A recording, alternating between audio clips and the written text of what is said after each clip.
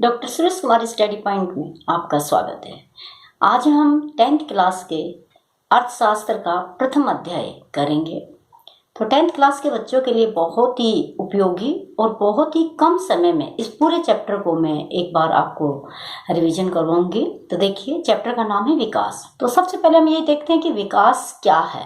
विकास है किसी देश में रहने वाले लोगों की आकांक्षा और इच्छाओं के अनुसार अवसर प्राप्त करवाना विकास कहलाता है। हर एक देश के विकास अलग अलग होता है। अब देखिए, दुनिया के देशों में विकास के प्रतिमानों को स्थापित करने के लिए वर्ल्ड बैंक, विश्व बैंक और यूएनडीपी दो संस्थाएं क्या करती है, विकास को निर्धारित करती है। अब सबसे पहले वर्ल्ड बैंक है, उसका क्या क्राइटेरिया है कि वर्ल्ड बैंक का काम होता है कि पूरी दुनिया में जितने भी देश है उनको 3 श्रेणियों में विभाजित करती है, विकसित, विकासशील और अविकसित देश। तो उनके लिए उनका मापदंड होता है कि उस देश में रहने वाले लोगों की प्रति व्यक्ति आय। तो सबसे पहले तो हम ये देखें कि प्रति व्यक्ति आय है क्या, इस कंसेप्ट को समझते हैं। प्रति व्यक्ति आय का मतलब है कि किसी देश की कुल आय बटे में कुल जनसंख्या, यानी कि कुल आय को जितनी उस देश की आय है, जीडीपी है, सकल घरेलू उत्पाद है, उसको टोटल जनसंख्या से भाग दे दिया जाता है और उसी को जो भी शेष आता है प्रति व्यक्ति आय मान लिया जाता है। तो वर्ल्ड बैंक क्या करता है कि इस तरह प्रति व्यक्ति आय से पूरे दुनिया के देशों को 3 श्रेणियों में विभाजित करता है, विकसित, विकासशील और अविकसित है। दूसरी तरफ यूएनडीपी, यूनाइटेड नेशनल जो डेवलपमेंट प्रोग्राम है, उसके मायने ये होते हैं कि जब वो एक सूची तैयार करती है तो उसमें ये निर्धारित करती है कि प्रति व्यक्ति आय क्या है किसी देश की, उस देश में रहने वाले लोगों की जीवन प्रत्याशा क्या है, उस देश में शिशु मृत्यु दर क्या है, साक्षरता दर क्या है, लोगों का रहने का स्तर क्या है, लिविंग ऑफ स्टैंडर्ड क्या है ना। और आजकल तो इसमें और भी बहुत सारे विषय जुड़ गए कि शुद्ध पेयजल मिलना लोगों को, शुद्ध हवा, वातावरण कितना सुरक्षित है, सस्टेनेबल डेवलपमेंट कितना सुरक्षित है। इन सारी चीज़ों को मिलाकर जब किसी देश का प्रथम, द्वितीय, तृतीय इस तरह श्रेणियां क्या की जाती है, निर्धारित की जाती है। तो ये यूएनडीपी के दायरे हैं। तो इन दोनों चीजों में कंफ्यूज नहीं होना कि वर्ल्ड बैंक है वो अलग तरीके से देशों की सूची को प्रकाशित करता है, रिपोर्ट बनाता है। यूएनडीपी है उसके 4-5 मानक है, जिसमें शिक्षा भी होता है, बच्चों का नामांकन भी, स्कूलों में ठहराव भी, स्वास्थ्य भी, इन सारी चीजों को मिलाकर वो क्या करता है, किसी देश का लेवल तय करता है कि कौन सा देश है वो किस स्तर का देश है। तो इस तरीके से वो निर्धारित करते हैं। तो हमें सबसे पहले तो इन चीजों को समझना है कि जब विकास करने के लिए हमें क्या करना पड़ता है कि देश के अंदर कुछ दीर्घकालीन काम करने पड़ते हैं, यानी कि लंबे समय तक वो देश को कुछ फायदा दे, इस तरह के काम हमें करने पड़ते हैं। तो उसके लिए क्या करना होगा कि ज्यादा से ज्यादा साधनों का प्रयोग करना होगा। तो भारत के अंदर विकास करने के लिए हम ज्यादा निर्भर होते 2 तरह के हमारे साधनों पर, एक नवीनीकरण संसाधन और एक अनवीनीकरण संसाधन। अब देखिए, यहाँ पे नवीनीकरण संसाधन वो है जो एक बार इस्तेमाल होने के बाद हम उनका पुनः क्या कर सकते हैं, इस्तेमाल कर सकते हैं। जैसे पवन ऊर्जा, सौर ऊर्जा, तापीय ऊर्जा, विद्युत ऊर्जा, जल ऊर्जा, ज्वारीय ऊर्जा, भूताप ऊर्जा, इनका हम एक बार इस्तेमाल करने के बाद पुनः भी इस्तेमाल कर सकते हैं। और आगे भविष्य में 50 साल के बाद हमें इन पर ही निर्भर रहना पड़ेगा। क्यों? क्योंकि अनवीनीकरण संसाधन कौन से हैं, जैसे कोयला है, खनिज तेल है, प्राकृतिक गैस है ना, भूतापीय ऊर्जा, यानी कि ये चीजें, और इनको बनने में लाखों करोड़ों वर्ष लगते हैं। और ये बहुत ही 50 सालों में देखा जाएगा तो ये पूर्ण रूप से क्या हो जाएंगे, खत्म हो जाएंगे। उसके बाद हमें देश का विकास करने के लिए क्या करना होगा, दूसरे देशों की ऊर्जा पर निर्भर रहेगा, हमें आयात करना पड़ेगा और वो हमारे लिए बहुत महंगा पड़ेगा। आयात करके हम देश में अगर कोई विकास करेंगे तो हमारे लिए ये समस्या होगी कि उसमें हमें फायदा नहीं होगा, उसमें हमारा विकास नहीं होगा। तो इसके लिए अब सरकार को कदम उठाने होंगे और लोगों को भी जागरूक होने होंगे कि हम नवीनीकरण संसाधनों का कम प्रयोग करें और नवीनीकरण संसाधनों का हम क्या करें, ज्यादा प्रयोग करें। दूसरी बात है, अगर हमें विकास को लंबे समय तक चलाना है तो हमें धारणीय विकास को अपनाना होगा। धारणीय विकास क्या है, ये 10th क्लास के बच्चों के लिए बहुत ज्यादा इंपॉर्टेंट है, जिसको सस्टेनेबल डेवलपमेंट कहा जाता है। आज पूरे विश्व में धारणीय विकास पर बहुत चर्चाएं होती है, धारणीय विकास पर जोर दिया जाता है। तो धारणीय विकास क्या है कि पर्यावरण को नुकसान पहुंचाए बिना किसी देश में जो दीर्घकालीन विकास किया जाता है उसको हम क्या कहते हैं, धारणीय विकास से कहते हैं। पर्यावरण को हम विकास के माध्यम से, देखिए एक तरफ हम विकास कर रहे हैं, दूसरी तरफ पर्यावरण का विनाश कर रहे हैं, तो वो धारणीय विकास नहीं है। धारणीय विकास का मतलब होता है कि हमारा इकोसिस्टम जो होता है, जो पारिस्थितिक तंत्र है, उसको भी हम इम्बैलेंस ना करें, वो हमारा धारणीय विकास होगा। पर्यावरण पे जितनी वनस्पति है उनको भी हम सुरक्षित रखें, हरी भरी भूमि है उसको भी हम बंजर ना बनाए, नदी नालों में झरनों में जितना भी जल है उसको भी आज हमें रासायनिक युक्त बना दिया है, उसको भी हमें क्या करना होगा, बचाना होगा। है जीव जंतु जितने भी है रासायनिक जल से आज वो क्या हो गए, खत्म होते जा रहे, मरते जा रहे हैं। तो ये इतने नुकसानों को देखते हुए हम कहते हैं कि ये धारणीय विकास नहीं है। धारणीय विकास के लिए हमें इकोसिस्टम को साथ लेके चलना होगा, पर्यावरण को सुरक्षित रखना होगा, भूमि को बंजर होने से क्या करना होगा, बचाना होगा। पर्यावरण जितना प्रदूषित हो रहा है, ओजोन परत में छेद हो रहा है, ये ग्लोबल वार्मिंग जो हो रही है, इन सब से बचाकर हमें विकास के कुछ इस तरह के रास्ते निकालने होंगे कि पर्यावरण भी सुरक्षित रहे और देश के अंदर जो आय है वो हमारी बढ़े, लोगों की प्रति व्यक्ति आय बढ़े, लोगों को अच्छा स्वास्थ्य मिले, लोगों को अच्छा जीवन मिले, लिविंग ऑफ स्टैंडर्ड लोगों का अच्छा रहे। इसके लिए हमें क्या करना होगा, प्रयास करना होगा।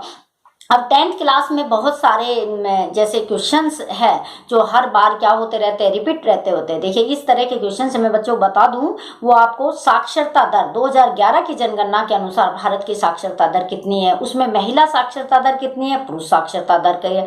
साक्षरता दर का मतलब क्या होता है कि 7 वर्ष से ऊपर जो पढ़े लिखे जो लोग हैं जनसंख्या के हिसाब से उनकी साक्षरता दर निकाली है, वो साक्षरता दर किसी भी देश में होती है वो कितनी होती है। तो इन चीजों पर हमें ध्यान देना होगा कि अब श्रीलंका है, वो छोटा सा एक देश है लेकिन प्रति व्यक्ति आय भारत से अच्छी है, तो वर्ल्ड बैंक भी उसको क्या करता है कि भारत से ऊपर वाली श्रेणी में क्या करता है, निर्धारित करता है। तो देखिए प्रति व्यक्ति आय का जो पैमाना है वो लोगों की विकास के लिए किसी हद तक सही हो भी सकता है और किसी हद तक सही नहीं भी हो सकता है।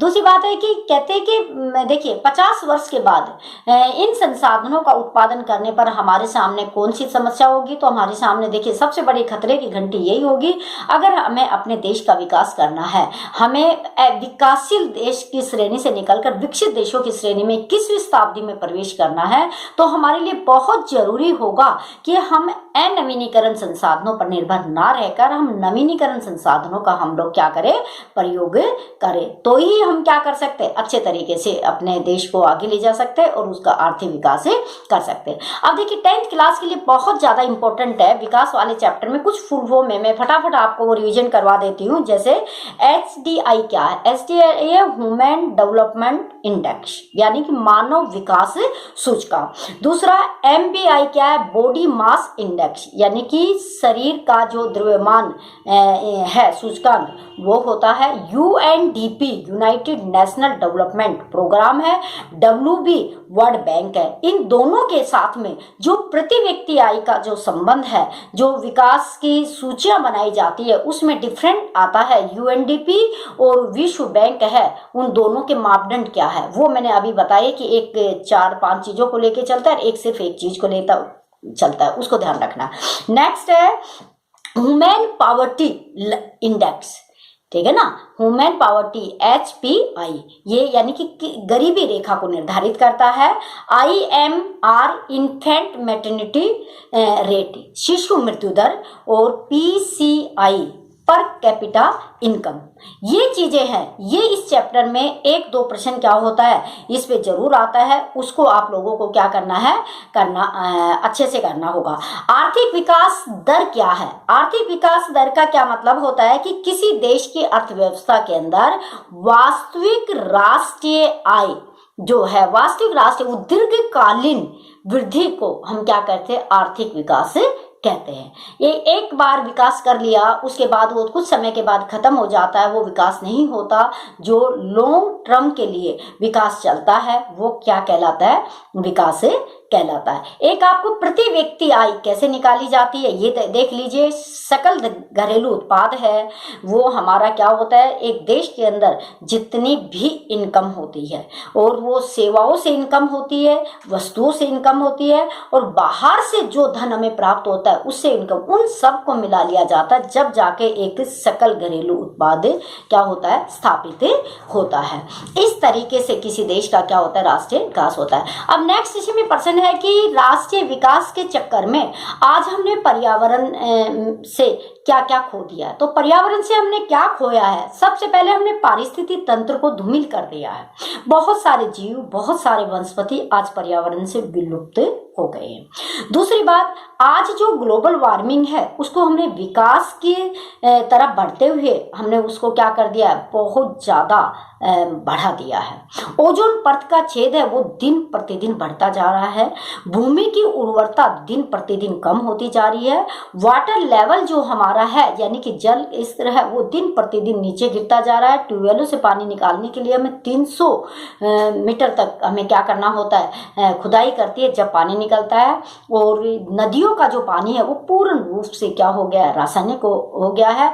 और जो हमारे जैविक जीव जंतु है वो दिन प्रतिदिन क्या होते जा रहे हैं, खत्म होते जा रहे हैं। तो कहने का मतलब है कि किसी भी हर एक देश को अपने देश का विकास करना जरूरी है, और उस विकास के साथ साथ ये भी जरूरी है कि वो पर्यावरण को भी क्या रखे, ध्यान में रखे। यानी कि अपने देश का विकास करे, लेकिन कैसा विकास करे, वो धारणीय विकास करे, पर्यावरण को सुरक्षित रखे, उसको नुकसान ना पहुंचाए, और जितने भी हमारे संसाधन, अनवीनीकरण संसाधन है, उनको भी बैलेंस बनाकर चला जाए तो कुछ हद तक हम क्या कर सकते हैं, विकास को आगे बढ़ा सकते हैं और इसमें सफलता पा सकते हैं। तो देखिए, मैं बच्चों को कुछ एक एक नंबर के प्रश्न बताती हूँ, वो आप अपने इस चैप्टर को लर्न करेंगे तो आप उसमें लिखेंगे कि 2011 की जनगणना के अनुसार हमारी साक्षरता दर क्या है। किस राज्य की प्रति व्यक्ति आय सबसे ज्यादा है वर्तमान समय में? पंजाब की है। साक्षरता दर किसकी सबसे ज्यादा है? वो केरल की है। साक्षरता दर सबसे कम है वो किसकी है? वो हमारी बिहार की है। गरीबी में सबसे ज्यादा गरीब है वो उड़ीसा की है। तो इस तरह ये जितने देशों की सूची है और उसकी तुलना में भारत के राज्यों की जो सूची है, उन दोनों को देखकर कि किस तरीके से भारत में जो विकास है वो 28 राज्यों में समान है या नहीं है, उनका साक्षरता, मृत्यु दर, शिशु मृत्यु दर, इन सारी चीजों को आपको क्या करना होगा, ध्यान रखना होगा। और इसका जो डिस्क्रिप्शन बॉक्स है इस वीडियो का, उसमें मैं ये सारी जितनी भी फुल फॉर्म है जो आपके एग्जाम में बहुत इंपॉर्टेंट है, आने वाली है, हर एक कोड में 1% तो इससे रिलेटेड जरूर आएगा। तो ये मैं सारी फुल फॉर्म उसमें लिख दूंगी कि प्रति व्यक्ति, पर कैपिटा, ये क्या क्या चीजें हैं, उनका पूरा नाम क्या है हिंदी और इंग्लिश में, तो उसको आप वहां से देख लीजिएगा। और तो इस तरह इस चैप्टर को डेवलपमेंट जो है वो और सस्टेनेबल डेवलपमेंट है मुख्य है, उसको आप इस माध्यम से कर लीजिएगा। इस चैप्टर में इतना ही है। नेक्स्ट चैप्टर जल्दी ही दूसरा शुरू करेंगे, तो उससे पहले आप इस चैप्टर को अच्छे से समझिए। उसके बाद इस वीडियो को लाइक कीजिए, शेयर कीजिए, और अगर चैनल पे नए हैं तो सब्सक्राइब कीजिए। Thank you.